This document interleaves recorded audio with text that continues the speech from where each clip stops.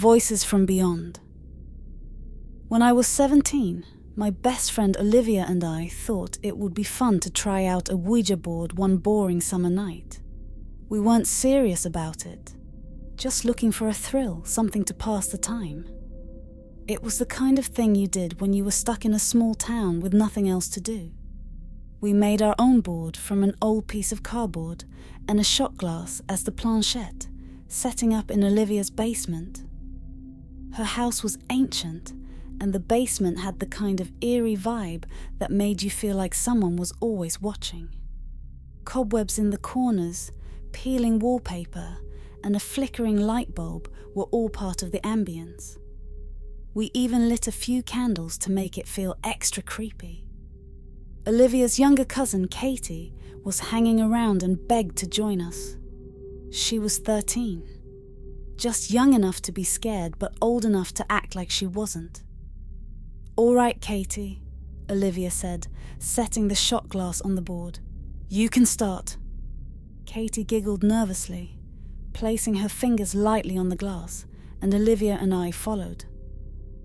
"Is anyone here?" Katie asked, her voice barely more than a whisper. At first, the glass didn't move.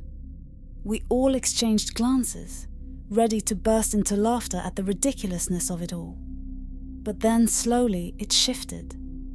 The glass glided across the board to yes. I felt a cold chill creep up my spine, but I brushed it off. One of us had to be moving it. "Who are you?" Olivia asked, her voice less sure now. The glass slid again, faster this time.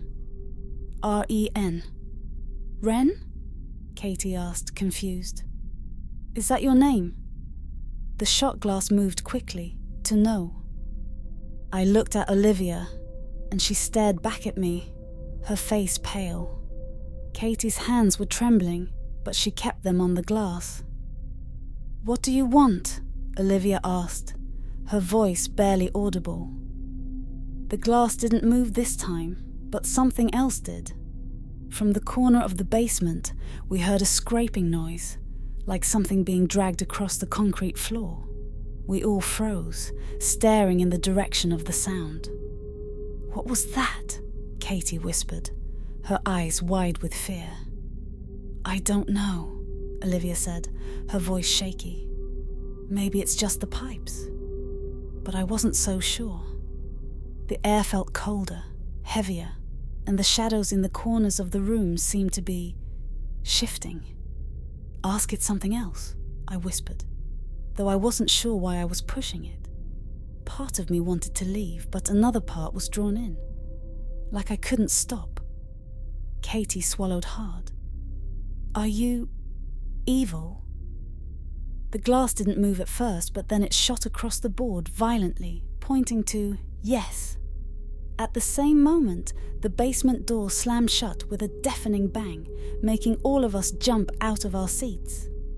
"What the hell?" Olivia cried, standing up. Suddenly, the lights went out.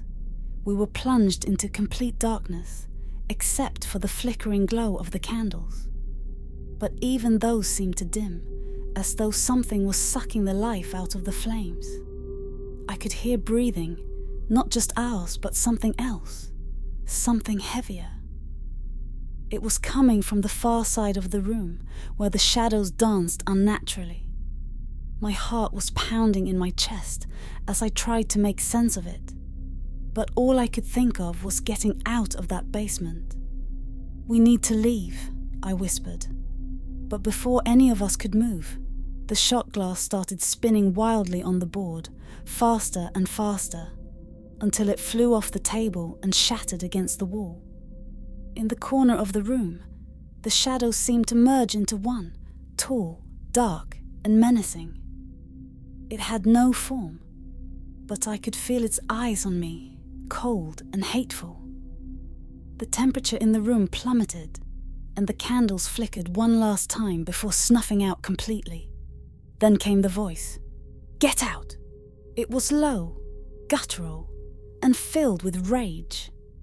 None of us hesitated. We bolted for the stairs, tripping over each other in our panic.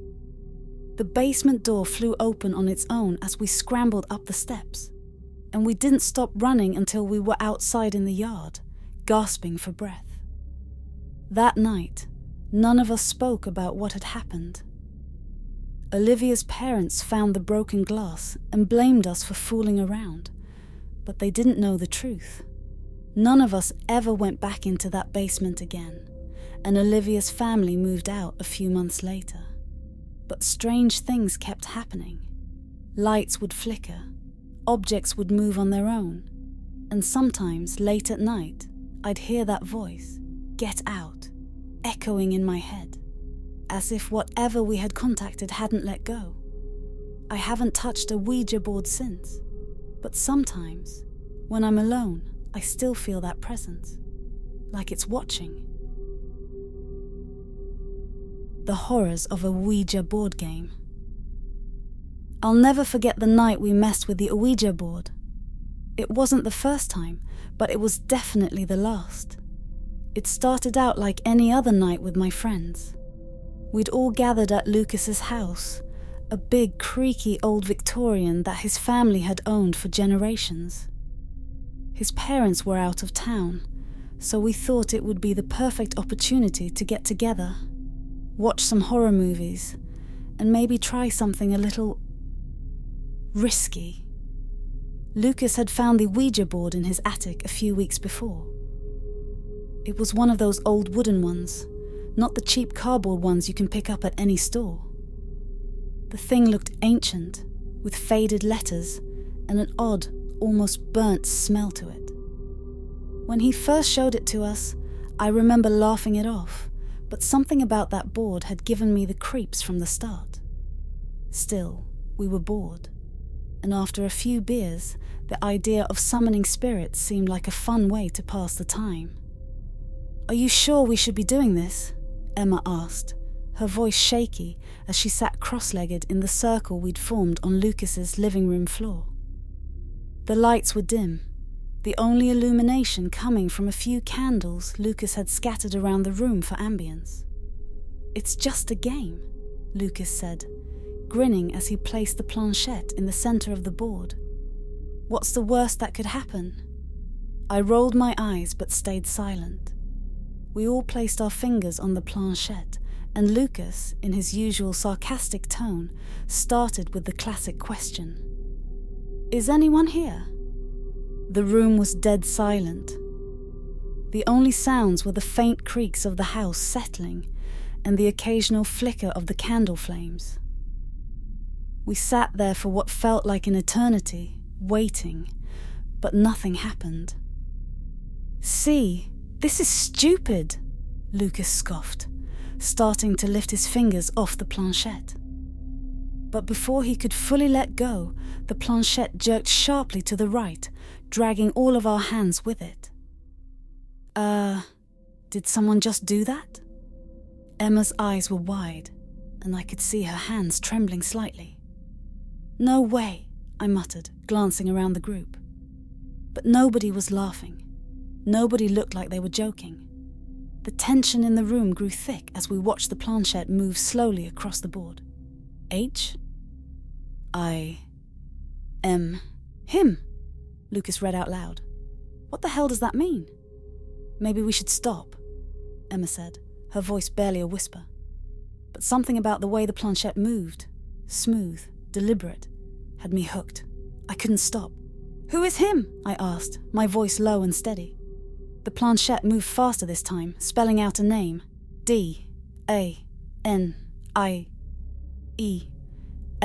"Daniel? Who's Daniel?" Lucas asked, now more intrigued than scared. But I could feel it. The room had grown colder, like a sudden drop in temperature, and there was this pressure in the air, like we were being watched. I was about to say something when, out of nowhere, one of the candles tipped over, sending hot wax splattering across the wooden floor. Emma let out a small yelp, but we all stayed seated, frozen in place, our fingers glued to the planchette. "I'm done," Emma said, pulling her hands back. "This is too much." But Lucas and I kept going, too curious, or maybe too stupid, to stop.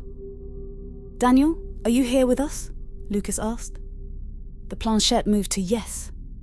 Suddenly, the air grew heavier, almost suffocating, and the flickering candles around us seemed to dim even more. That's when we heard it, the sound of footsteps, heavy, deliberate, coming from the hallway just outside the living room. Do you guys hear that? I whispered. Everyone nodded, wide-eyed, their faces pale in the candlelight. The footsteps were getting louder, closer. It was like someone was pacing just beyond the doorway, out of sight, but making no attempt to hide their presence. This isn't funny anymore, Emma said, her voice shaking. But none of us were laughing. We were all staring at the doorway, waiting for something, anything to appear. And then the footsteps stopped. Complete silence fell over the room, a silence so intense I could hear my own heartbeat pounding in my ears. Just when I thought it couldn't get any worse, the door to the living room slammed shut on its own with a deafening bang.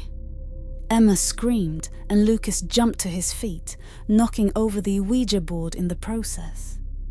The planchette flew across the room, landing near the fireplace with a sharp crack.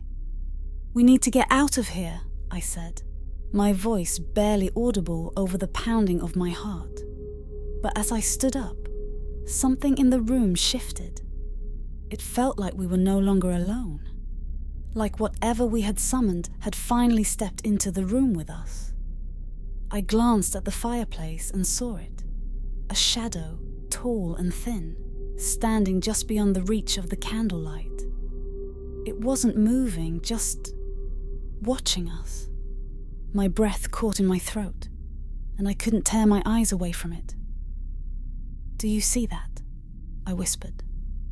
Lucas nodded slowly, his face drained of colour. Emma was already scrambling toward the front door, but as she reached for the handle, it wouldn't budge. It was as if the door had been locked from the inside. "Come on, open it!" Lucas shouted, running over to help her. But no matter how hard they pulled, the door remained sealed shut. Meanwhile, the shadow by the fireplace started to move. It wasn't walking. It was gliding, its dark form shifting and contorting as it made its way toward us.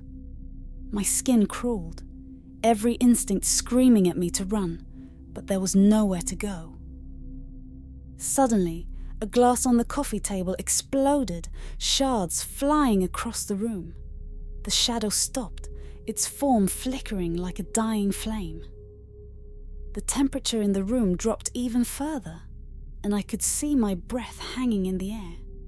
"Please, just stop," Emma cried, still yanking on the door. I didn't know what to do.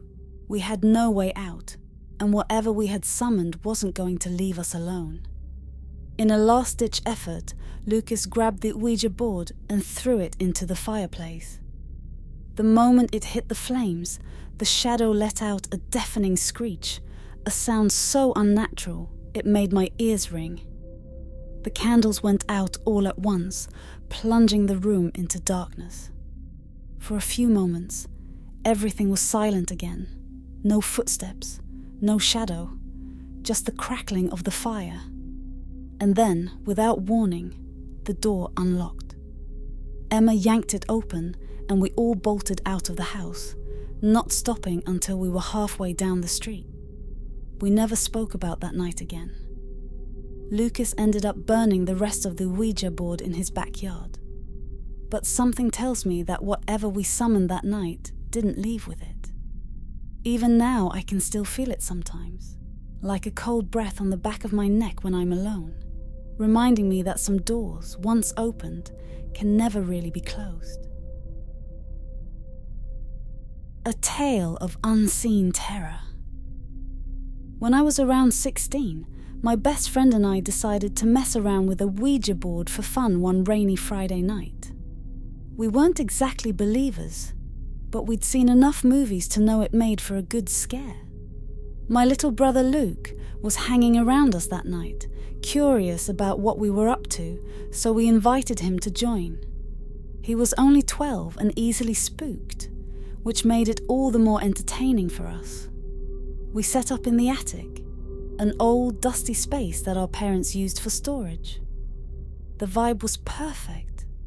Dim light from an old lamp, boxes covered in cobwebs, and the wind rattling the windows. For effect, we lit a few candles and placed our homemade Ouija board in the center of the room. The planchette was just a piece of glass, but we figured it would do the trick. "All right, Luke," I said, grinning. "You asked the questions." He hesitated, but finally put his fingers on the planchette along with us. My friend Sarah shot me a mischievous look, ready to freak him out. "Is there anyone here?" Luke asked, his voice shaky. At first, nothing happened.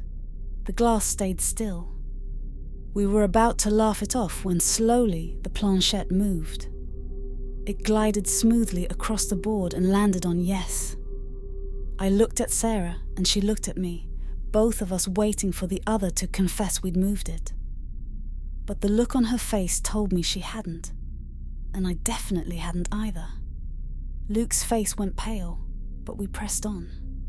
We were teenagers, and fear was just part of the game.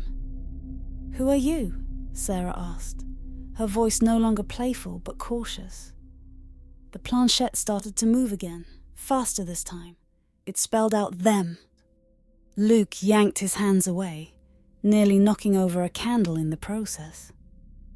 "I didn't move it," he cried, his voice trembling. I didn't believe him at first, but the air in the room felt different now, heavier, like we weren't alone.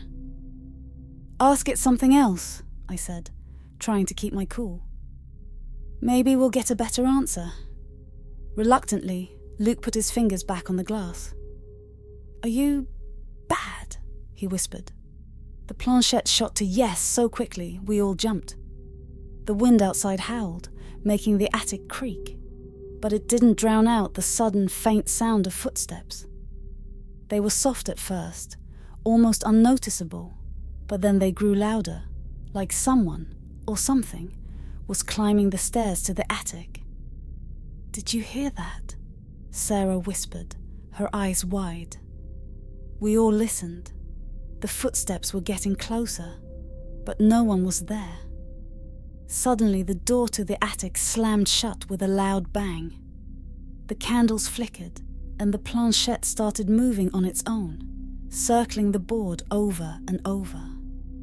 We sat frozen, staring at it as the temperature in the room dropped. My breath came out in misty clouds, and Luke clung to my arm, his face white with terror. "We should stop," Sarah said, her voice barely a whisper. I reached for the planchette to end it, but before I could touch it, the board spelled out something else. "Look." We all turned toward the attic door. The footsteps had stopped, but a shadow stood just outside the doorframe. It wasn't human. Too tall, too thin, and its eyes. It had no eyes, just empty black sockets staring straight at us. My heart pounded in my chest, and Luke started crying, shaking uncontrollably. Without thinking, I blew out the candles, plunging the attic into darkness. We scrambled down the stairs, tripping over each other in our rush to get out. We didn't stop running until we reached the living room downstairs, breathless and terrified. That night, none of us slept. We heard scratching at the walls, and the sound of something pacing back and forth upstairs. The next morning, I found the Ouija board on the attic floor, split clean in two, even though we had left it intact the night before. After that night, weird things started happening. Mirrors would crack for no reason, lights would flicker, and the attic door would swing open on its own, no matter how many times we closed it. And Luke, he refused to ever talk about that night again.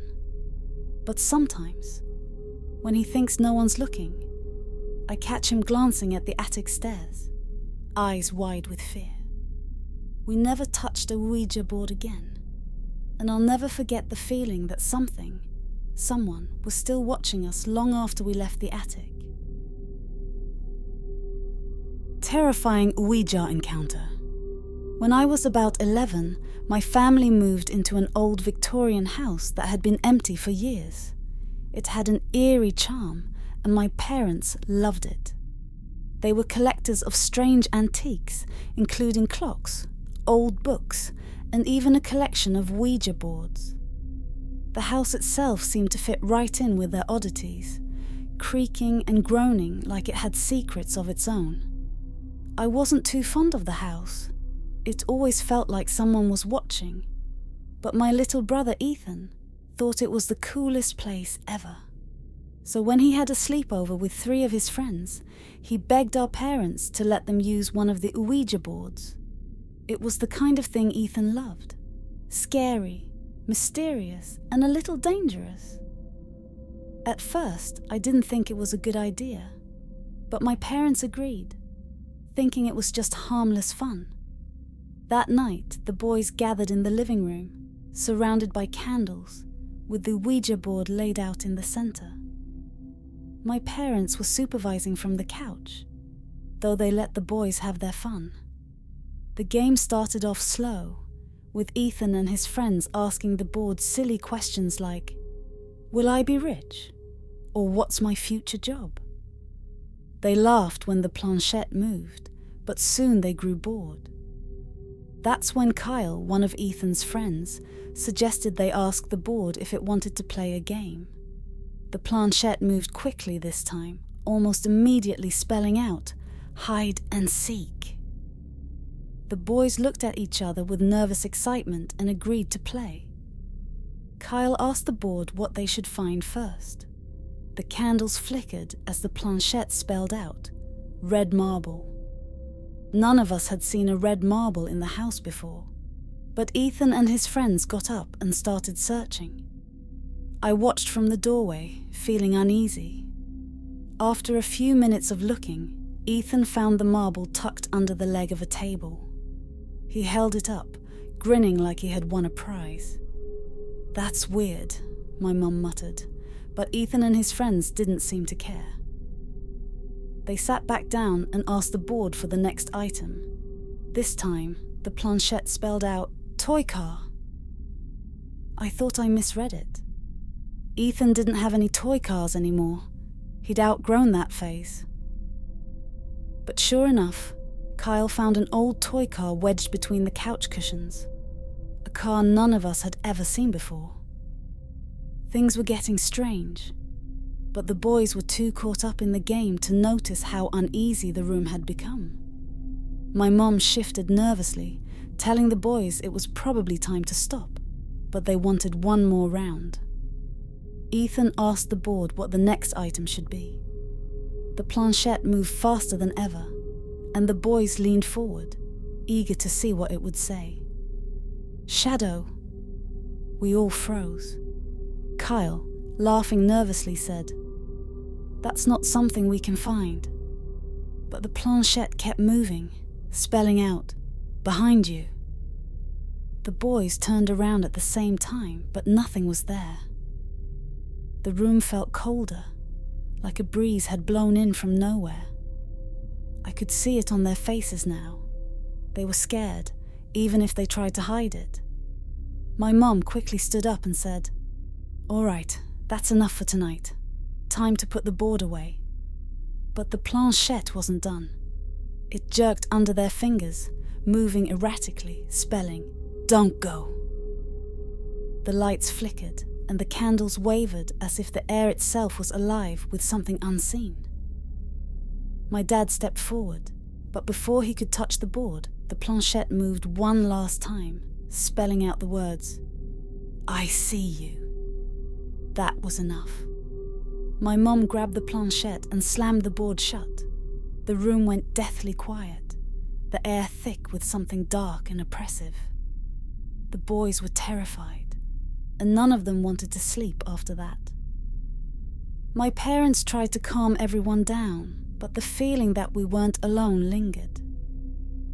The rest of the night, we could hear soft footsteps upstairs, the sound of doors creaking open and closed, even though no one was moving.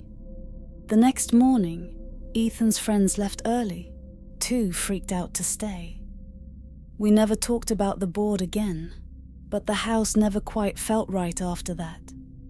Shadows seemed to shift in the corners of our vision. Objects would go missing, and sometimes, late at night, we'd hear faint whispers coming from rooms we weren't in. My parents locked the Ouija board away in the attic, but it didn't matter. Whatever had been invited in that night didn't leave. Ethan and I both swore we'd never touch a Ouija board again, and to this day, when the house is quiet, I sometimes wonder if the shadow is still watching, waiting for us to play another game. Ouija experience gone wrong. When I was 16, my friends and I decided to try something different for our weekend hangout. Something that would give us a good scare.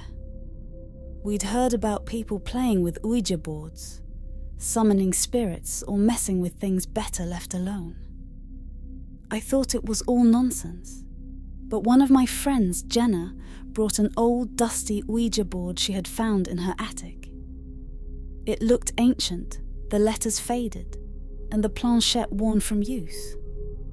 That should have been a red flag, but at the time, we thought it was perfect for some cheap thrills.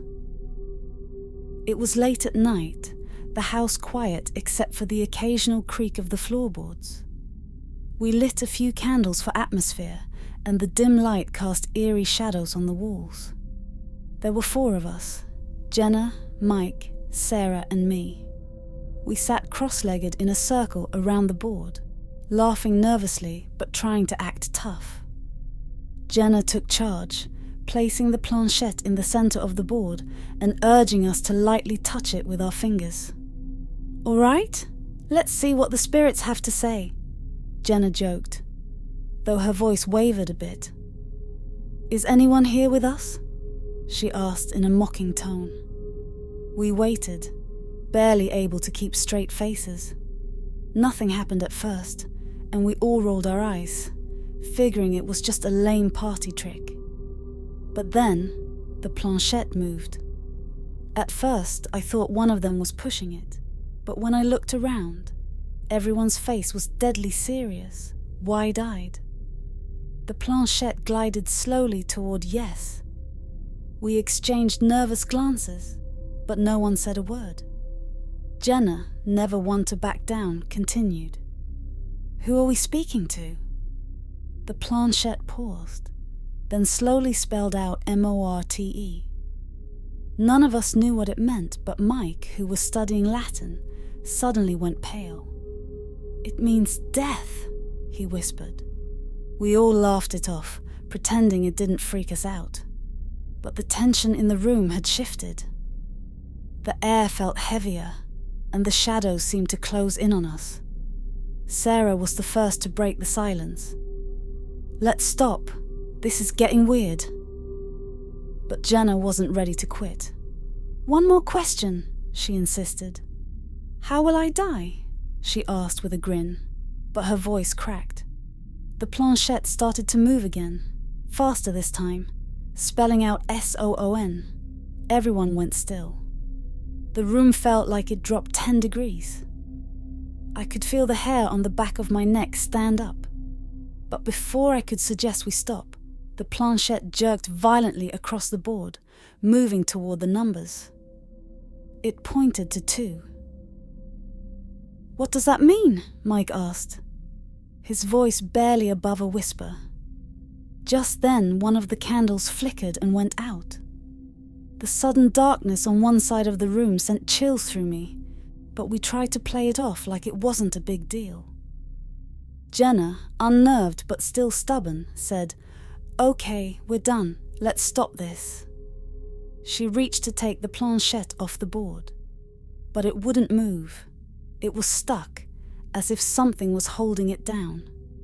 Suddenly, the board shifted. Not the planchette.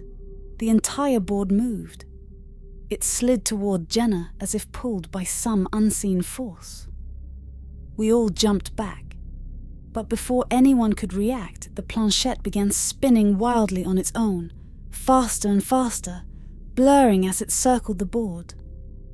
The candle flames flared high, and then the board, no joke, lifted off the floor. It floated just above us, spinning slowly, as if mocking our disbelief. Then the voices started. Whispers, low, guttural, and unintelligible, filling the room from every corner. They surrounded us, but no one was speaking. It was like the walls themselves were alive, murmuring dark secrets. Jenna tried to stand, but as she moved, the board shot across the room and smashed into the wall, cracking in half. The candles all blew out at once, plunging us into darkness. For a few heart-stopping moments, we sat in the pitch black, frozen in place. Then Mike grabbed his phone and turned on the flashlight. The board lay broken on the floor, but the planchette was still there, pointing to yes. That was it. We bolted out of the room, running like we'd seen a ghost. None of us said anything as we scrambled for the front door. When we finally made it outside, gasping for air, we swore to each other we'd never talk about what happened. But something had changed after that night. Jenna started having nightmares, the same one over and over. A shadowy figure standing at the foot of her bed, watching her sleep. The number 2 kept appearing in strange places, her phone, her schoolwork, random clocks, and she couldn't shake the feeling that something was following her. 2 weeks later, Jenna was in a car accident. She survived, but she swore to me that right before the crash, she saw the shadowy figure from her dreams sitting in the passenger seat, smiling at her. We never touched a Ouija board again, and Jenna, well, she's never been quite the same.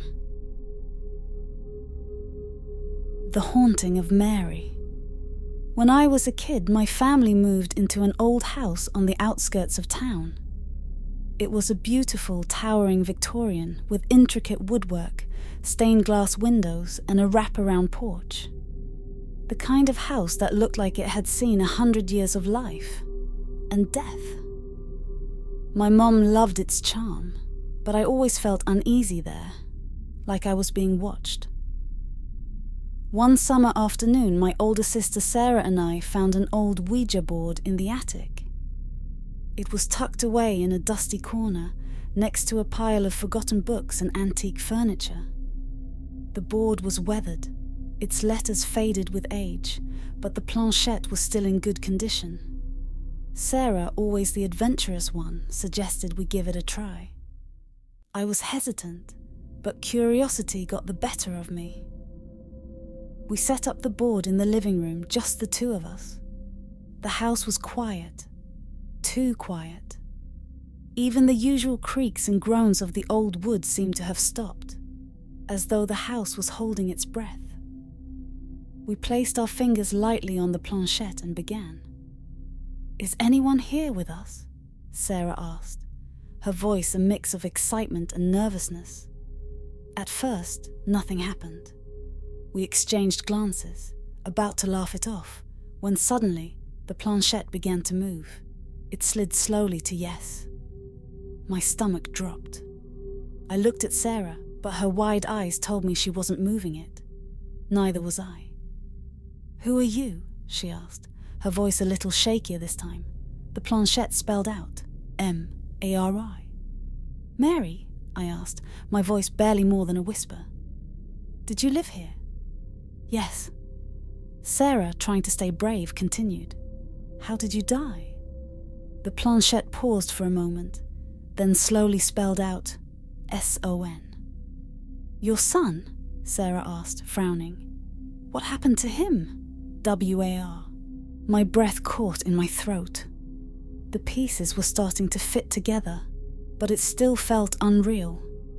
The wind outside began to pick up, rattling the windows, and the air in the room grew cold. I could feel a chill creeping up my spine. Sarah asked one last question. "Are you angry?"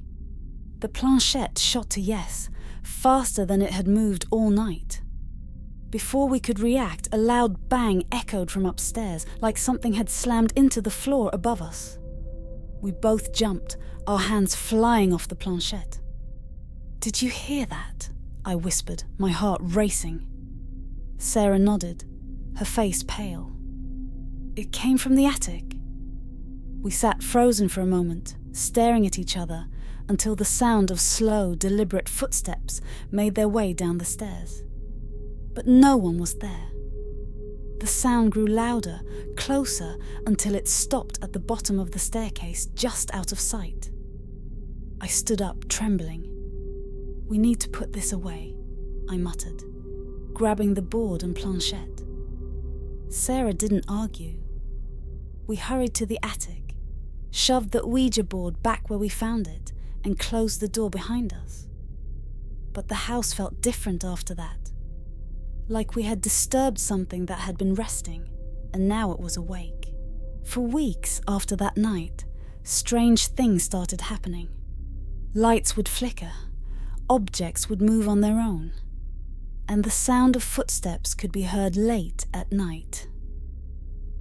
One morning, we found an old photo album on the kitchen table that none of us had seen before. It was filled with black and white photographs of a woman and a young boy. Mary and her son, I realized. In the final photo, the woman stood alone, her face solemn, staring straight into the camera. There was something unsettling about her eyes, as though they were looking directly at us through the decades. My mom eventually found out about our Ouija session and wasn't surprised. She told us she had always felt a presence in the house, especially after dark. She believed it was Mary, still lingering, unable to move on after the loss of her son in the war. But Mary's energy wasn't just sad. It had turned angry, restless. The final straw came the night before we moved out. As we packed the last of our things, we heard a loud crash from the attic. When we went to investigate, we found the Ouija board lying in the middle of the floor, the planchette resting on the word goodbye. We hadn't touched it since that first night. As we left the house for the last time, I couldn't shake the feeling that Mary was watching us, her anger growing with every step we took toward the door. I'll never forget that house, or the woman who couldn't let go of the past. Sometimes, I wonder if she's still there, waiting for the next family to disturb her restless spirit. Red eyes in the dark. It all began on a chilly Friday night when I was 11 years old. My 16-year-old brother, Ryan, was stuck babysitting me while our parents went out for the evening. Ryan always had a mischievous streak, and he loved finding ways to freak me out. That night was no different. After dinner, he came up with a brilliant idea. Or at least, that's how he saw it. He had found an old Ouija board in the attic, probably left behind by the house's previous owners. I knew what it was, but I'd never seen one used before. Ryan, on the other hand, thought it would be fun to test it out, and maybe scare me a little. We set up the board in the living room, with a couple of candles flickering on the coffee table. I was nervous, but I didn't want to look like a baby in front of him. The planchette felt cool under our fingertips as we started asking questions, mostly silly ones like, "Is there anyone here? And who are you?" The planchette moved, but I was convinced Ryan was just pushing it for effect. After a few minutes, he got bored and decided we should stop. He put the board away, and I tried to shake off the unease that had settled over me. It was just a game, I kept telling myself.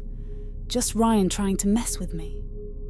I headed to bed, relieved that it was over. But that night, something felt wrong. As I lay in bed, Staring at the ceiling, I noticed the faint light from the hallway slipping into my room through the crack in the door. Ryan was still in the living room, watching TV. The house was quiet except for the occasional murmur from the television. I started to drift off when a sudden chill crept over me. I opened my eyes and froze. Standing at the foot of my bed, partially illuminated by the dim hallway light, was a shadowy figure. My heart began to race. It was tall, much taller than Ryan, and its outline was warped, unnatural. The figure had the body of a person, but the unmistakable head of a pig. Its snout twisted grotesquely, and its small, beady eyes glowed red in the darkness. I wanted to scream, but the sound caught in my throat. My entire body was paralyzed with fear. The figure just stood there, unmoving, staring down at me with those malevolent red eyes. I was finally able to muster the strength to bolt out of bed, sprinting out of my room and into the living room where Ryan was sprawled out on the couch, completely unaware of what had just happened. "Ryan!" I yelled, my voice trembling. "Did you see it? It's in my room!" Ryan looked up from the TV, clearly annoyed. "What are you talking about?" he asked, glancing toward the hallway. "There's nothing there." But I knew what I'd seen. The pig-headed figure had been real, and even though Ryan didn't believe me, I was sure it was still lurking somewhere in the house. I refused to go back to my room that night, planting myself next to Ryan on the couch. I could feel my skin prickling, as though that thing was still watching me, even from a distance. For the next few days, I couldn't shake the feeling that something was horribly wrong in the house. Doors would creak open on their own, lights would flicker, and strange noises would echo through the halls at night. The atmosphere felt heavy, oppressive. Ryan acted like nothing was wrong, but I could tell he was starting to feel uneasy too. One night, while we were eating dinner, we heard footsteps upstairs.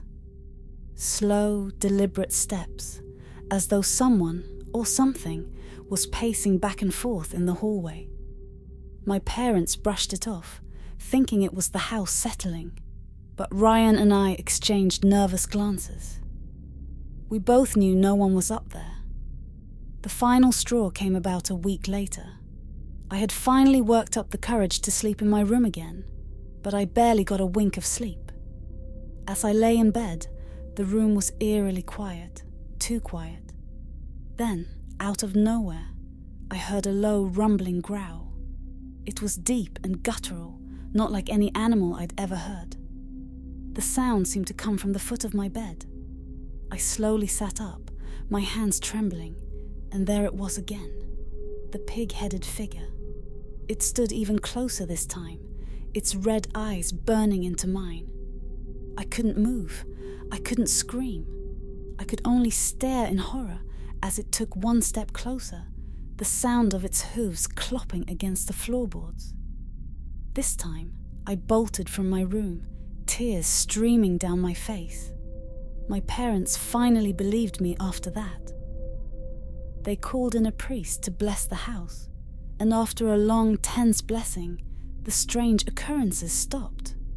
The house felt lighter, the oppressive energy lifting, but I never forgot what I saw that night. Ryan never touched the Ouija board again, and neither did I. Summoning shadows. During my sophomore year of college, I lived in one of the older dorm buildings on campus, rumored to be haunted. The pipes creaked, the floors groaned at night, and it always felt like someone was watching you, even when you were alone. Most of us brushed it off as part of the charm of living in an ancient building. But deep down, we all knew something wasn't quite right. One night, my floormate Maria knocked on my door, looking pale and frantic. She'd lost something, a bracelet her grandmother had given her, and swore she'd left it on her desk, but now it was gone. I offered to help her look for it, but she had something else in mind. "Do you still have that Ouija board?" she asked. I did. I'd brought it to college as a joke, thinking it would be fun for late-night scares.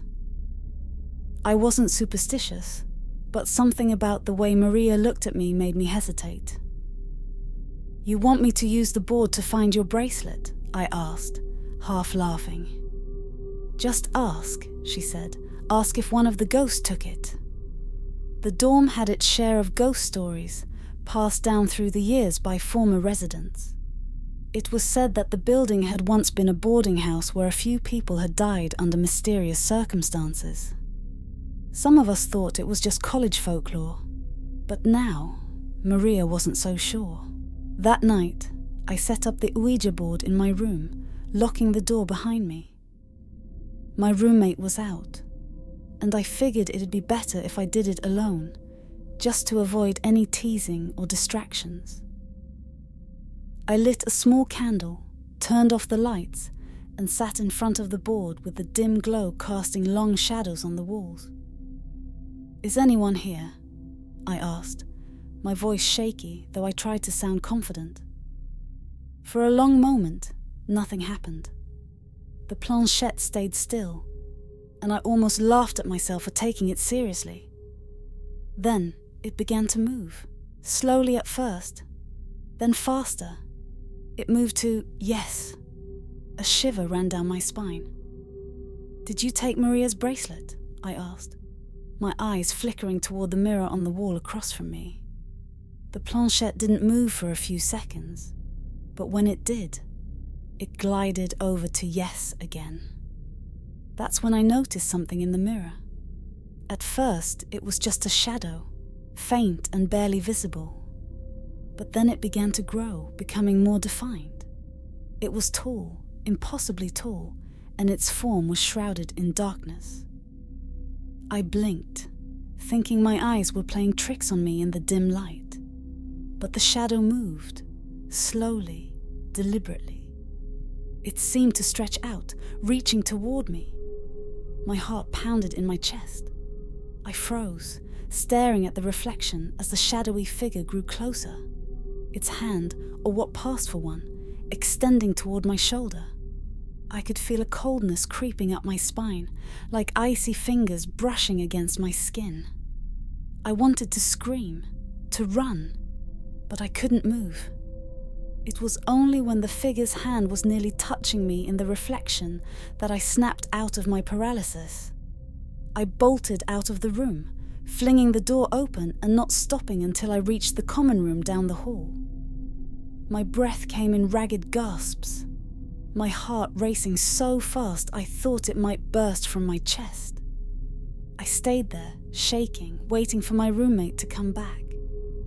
When she finally did, I told her everything, though I left out the part about the shadow in the mirror.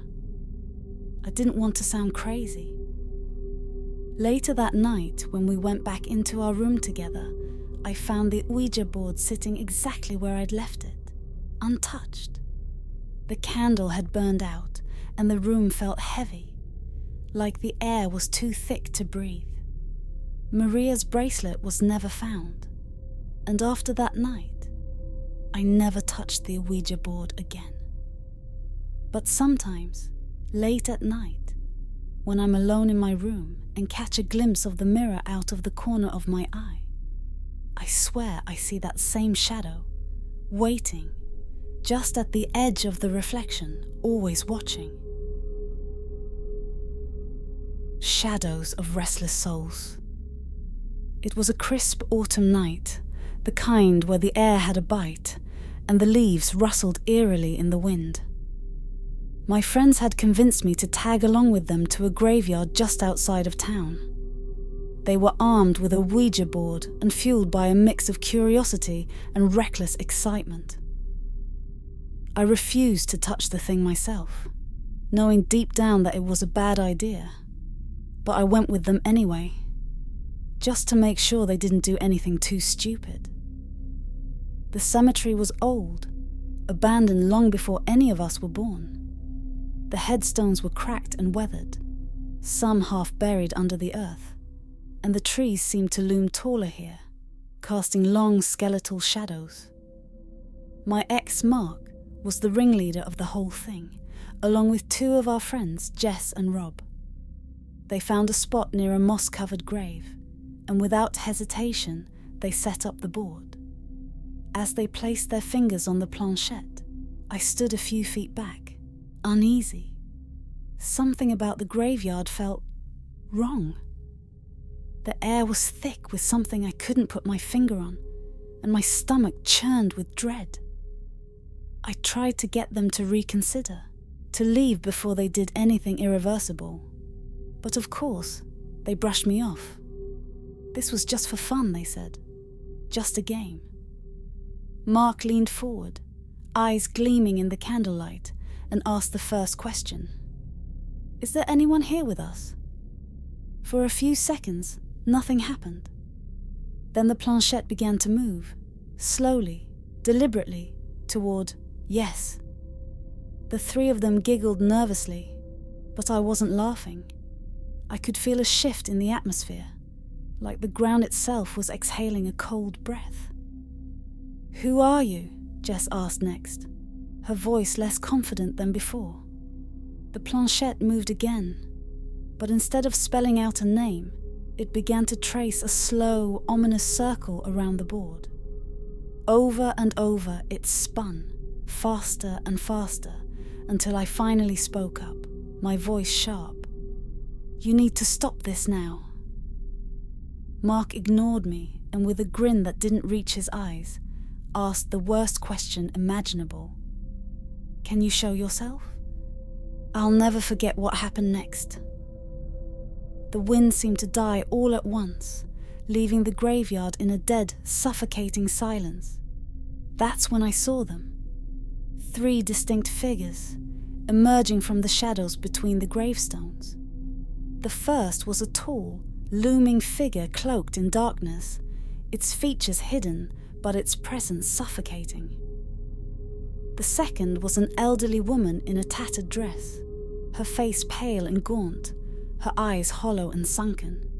The third was a small child, no older than 6, clutching a ragged doll to its chest.